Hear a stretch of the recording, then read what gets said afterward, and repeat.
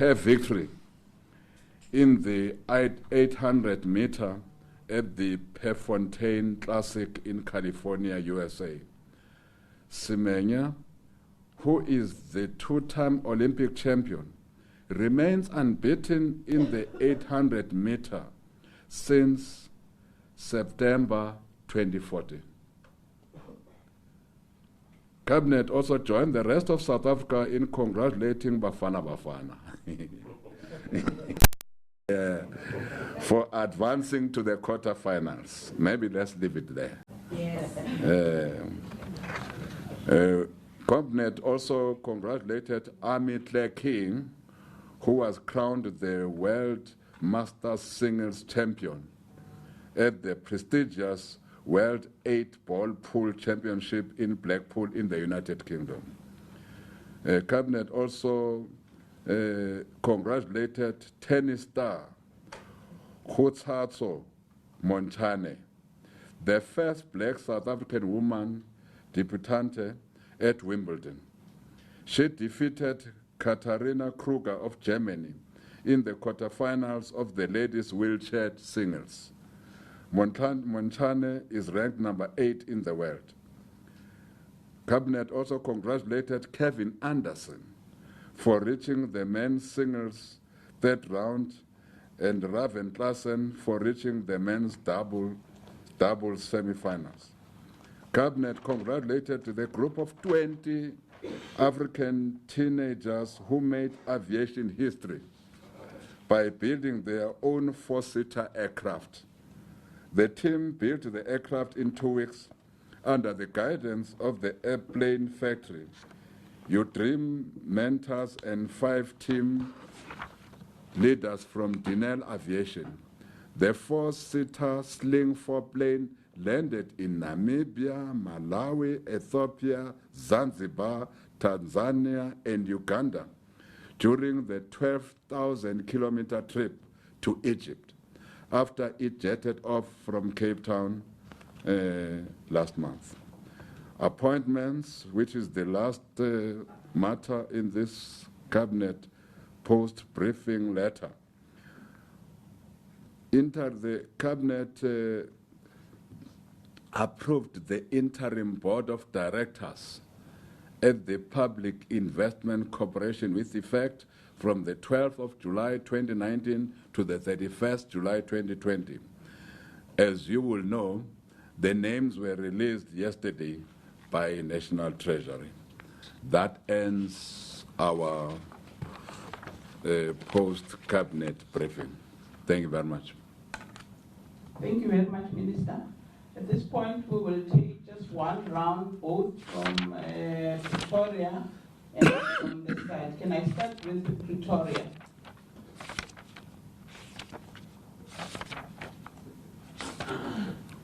There's no question from Pretoria. No questions there? Thank you. And Minister, we don't have questions from Pretoria yet.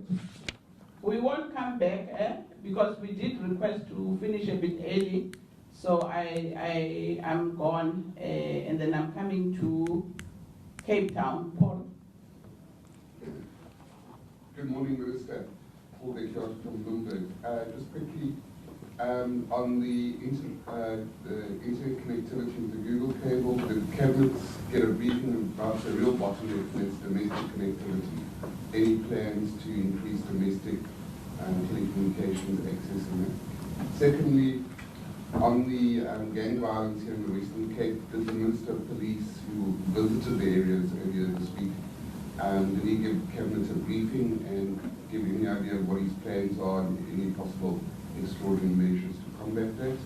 And then lastly, sorry, when do you expect Dr. McKenzie to give a briefing on the NHR? Thank you. Thank you. Next question. Yes. Thanks, Welu from Moise. I don't know if I heard correctly, just want to put clarity, please. Has government opened up negotiations with the World Bank for a fresh round of funding to ESCOM? What was that all about? Thank you. Any other question? It's only you. Yes. Okay. Thanks. Gay Davis, Eyewitness News. Minister, were the outcomes, the municipal audit outcomes addressed, discussed at the meeting, the municipal audit outcomes that Municipal you audit. announced 2 weeks ago? Thanks. Thanks. Yes. I think my question has been covered by Paul, but I think just to get a bit more details on plans that government has to curb the scourge of murders in the Western Cape, and just maybe what has the minister told you about what is happening in the Western Cape in terms of the shootings, and what immediate plans government has to deal with it, because it is definitely not new. Yes, thanks. Okay, and then my question is, what do you actually plan to do insofar as action steps are concerned regarding the municipalities? Every year, the situation becomes worse. Every year, government expresses its worry about it, but nothing ever happens to those people who are maladministrating these municipalities. Let me start with that one, because you'll come back to it. Hi, Minister. Chantal Previous, African News Agency. Did the public protector's finding on municipal audit come up at all? No. Okay, then there was Bulelani, and then it's UK. Bulelani. Minister, just on the issue of the looming job losses at ArcelorMittal, was there any discussion around that? Cabinet concern around that, given that the priority of government, in this administration is to create jobs? The second question relates to the Gauteng Freeway Improvement Project. Just take us into confidence the nature of the discussions that were in cabinet, whether there are any concrete proposals that are on the table that the three ministers or the two ministers and the premier must consider in their discussions before they come with this workable solution. Thanks, and then Kay. I think I've forgotten. Okay, we'll come back to you later. I know that happens to us who are a little bit older. To the old generation, it's virtue to forget. Very virtuous.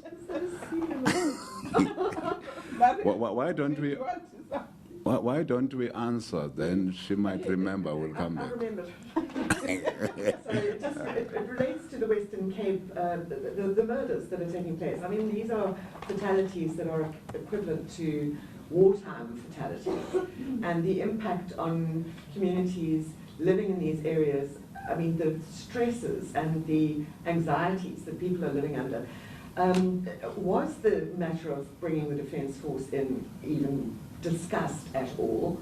And was there any discussion about the power struggle that's going on over the control of the Western Cape Police and the appointment of the new commissioner here?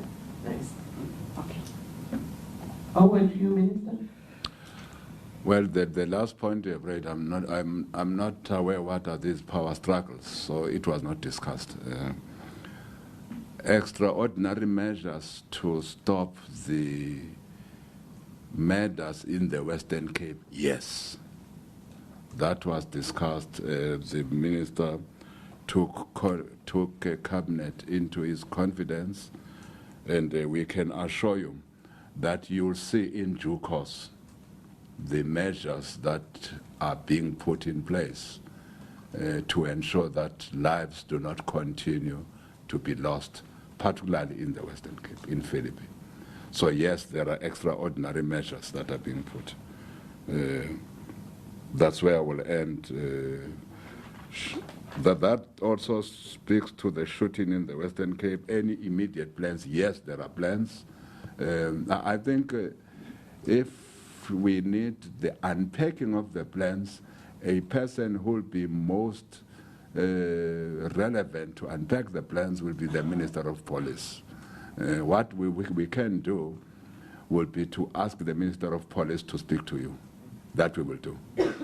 Similarly, there's another issue on Dr. Zweli Mkhize briefing you, but we do have Dr. Chisano who can also give a few indications. Maybe you can come and join me, Doctor, on the matters of health. She can give more insight on those matters. But indeed, Dr. Zweli Mkhize will speak to the bill, will speak to the NHI bill. I've spoken to him. Domestic connectivity, definitely. If we are to be competitive, we need to up our game. And I'm quite certain that the Minister of Communication and Digital Matters is dealing with that matter of connectivity in the country. So we can also ask her to give you some more insights on what is it that as government we are doing. I know we're doing something, but I will not have the details. The World Bank, ESCOM, that matter did not arise in cabinet. I'm also personally not aware of any interaction with the World Bank on behalf of the state. I'm not aware, but it did not arise at cabinet. Municipal audits, yes, as we are saying in our statement, there was a discussion, we need to improve. We are saying also in our statement, we have enhanced the powers that the Auditor General has. So the Auditor General, not only the poor performers, whether be they not only in the administration, whether be they in the political terrain, the Auditor General has got all the powers to work and refer other matters to law enforcement authorities, particularly where monies have been looted. So the Auditor General has got that power. He can refer such matters of criminality to other law enforcement agencies. Secondly, the Auditor General can demand that those responsible pay back the money. So the Auditor General has those powers.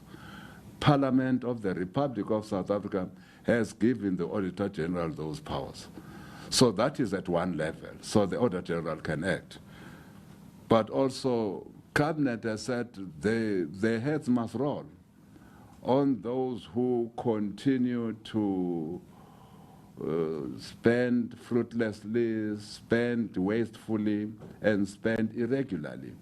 So we must be satisfied at the level of Cabinet.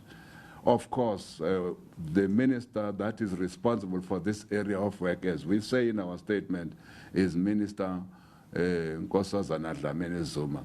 So she will be briefing Cabinet from time to time what action steps are being taken on those that are habitual offenders in the municipalities.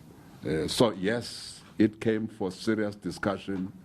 We wouldn't like to continue because, you see, the other important fact is that local government is at the coal face of service delivery to our people.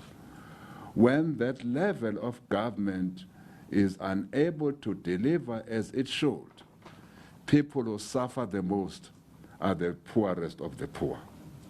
And we agree with you, we can't just continue condemning. We should have some action plans that point to a direction of basically those that are not acting in favor of our communities who are in the public service being attended to, either through the powers that we have given to the public protector or through what is in our public service books. So Cabinet has said we must act with speed to correct these anomalies. The ArcelorMittal, no, the matter did not arise at Cabinet, but definitely, in general, Cabinet will be concerned about any job losses anywhere in the country, particularly as we all try to create more jobs to meet with the needs of our young people in our country. But that matter in particular did not come up. Probably it will come up as other cabinets that will be convened. It also.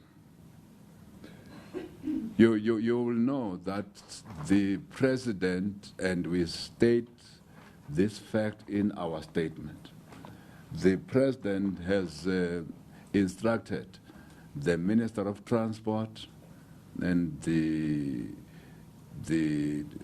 Premier of Gauteng and the Minister of Finance to deal with this matter and then come back to Cabinet in August. So we are quite confident that these ministers will act as directed by our President and come back to Cabinet in August on the e-tolling system in Gauteng. What should we do? What are their suggestions? I'm not sure whether I've not answered all the questions. I think I've answered all the questions. I've answered. I've answered. I've said that there is a minister on connectivity. We will ask the minister maybe to take you into her confidence, what it is that we're doing connectivity in the country. But I know that she's working on all of us being connected. And I know that there is a plan, but she is better placed to speak to that. Yes, I know that I said one round, but there's Prof in case there is somebody who still wanted to ask a burning question on the NHI. But yes. Hi, I'm Claudia Wayne from Business Day. Minister, you said here that Cabinet said heads must roll in terms of the municipalities, but are you giving out the directive to the municipalities that there's certain criteria where somebody does something that they should then get fired on a very specific level? Because I know it's quite difficult, especially in terms of... All right, the Minister and the Presidency, Jackson Mthembu, they're giving a post-cabinet briefing. We got a bit late into that briefing, so I suppose the content of it, which we missed out on, will be dealt with in later programs here on the SABC News platform. Let's take a break for now. When will it be gazetted? Thank you. Maria? Yes, hi, Marianne Montanaro, Daily Maverick. Yes, I would like to take advantage of the Prof. And if she might be so kind to outline some of the principles around the NHI. One of the things that has delayed the bill and progress on this for several years is the funding mechanisms. Could you just outline some of the details around what is contemplated in the draft legislation around that funding, and then also in terms of some of the challenges that the rollout of the NHI has encountered in many public hospitals and clinics, also in terms of the standards office, in terms of cleanliness, all of those things. How will that now be tackled? Thank you. That's the last one in that corner, and then we close. Hi, Lulu from a food newspaper. I attended a parliamentary briefing last week where National Treasury was very critical of the Department of Health's capacity to roll out the NHI. Chronic underspending, 25% of the grant has not been spent by the fourth quarter of last year. One of the Treasury officials actually said that at the moment the DOH does not even have the capacity to roll out the NHI. I want some comment on that, please. Thank you. Well, thank you very much. Well, maybe I should not have called the doctor, so that she comes with the responsible minister. Because the line of questioning, she will not be able to tackle, because she is not from the portfolio. She will not be able to tackle that line of questioning. Why don't we agree that we will make available Dr. Zweli Mkhize to come and speak to you? and save the doctor here the difficulties of your questions. The Cabinet on Local Authorities, as we say in our statements, it expressed its concerns about the performance at that level, as indicated by the Auditor General's outcomes report. And of course, in the main, in our statement, we say that there are a lot of issues that culminated in the findings by the Auditor General. Many of those are around the management of public finances. So the Cabinet has said the National Minister, working with the relevant municipalities, should indeed find a way of curbing these maladministration tendencies in our system of local government. And the Minister, Nkosazana Dlamini Zuma, will then keep Cabinet updated. What are the steps that are being taken? In this country, we have got what we call 3 spheres of government, and they are all autonomous. Though they are correlated, they correlate. But of course, working with the level of local government through the Minister Nkosazana Dlamini Zuma, Cabinet has said, can we do everything in our power to turn around that situation? Now, we can't turn around the adverse situation at local government sitting comfortably here at national level. We have a Minister Nkosazana Dlamini Zuma, will work together with our colleagues at that level of government, taking into account the concerns that have been raised by Cabinet. I don't know whether that answers you. There's no directive. We can't give a directive, but we can only express our concern that certain things need to be done. But we express that concern knowing very well that if people irregularly spend, immaterial whether it's at local level, provincial level, or national level, we have given the Auditor General powers. Powers that if it suspects that there is some looting or there is some thieving in the equation, the Auditor General can indeed take such matters with the law enforcement authorities, so that those who he suspects of looting or thieving can be brought to book. That's the first part.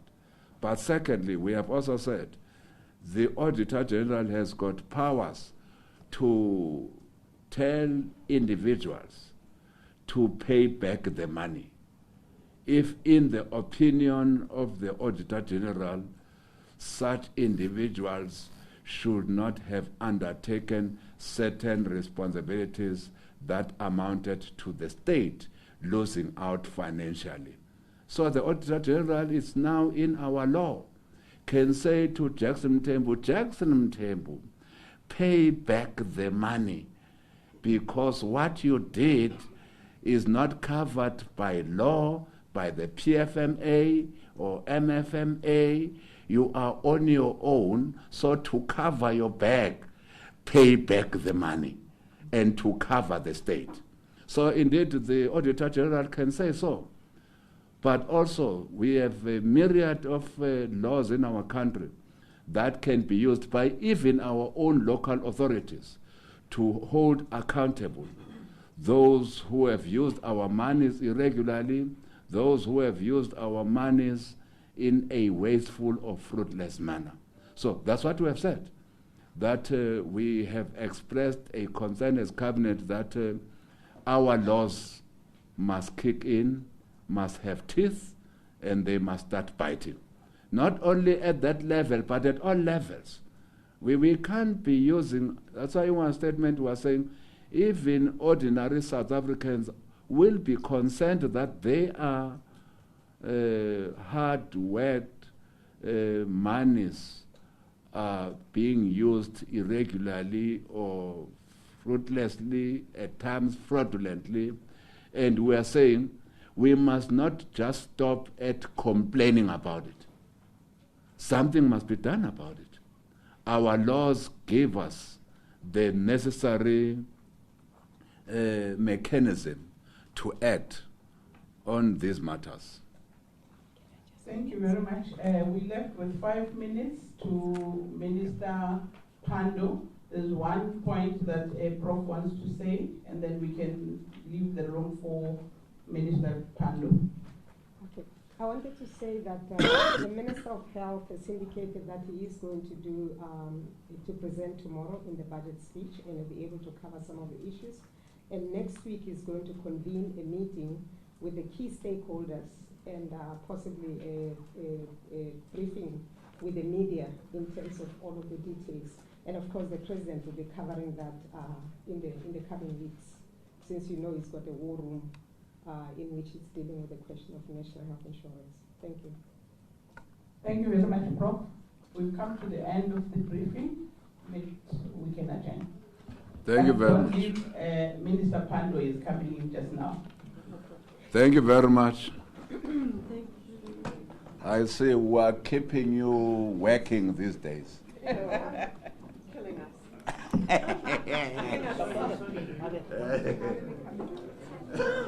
We're killing you. Yeah,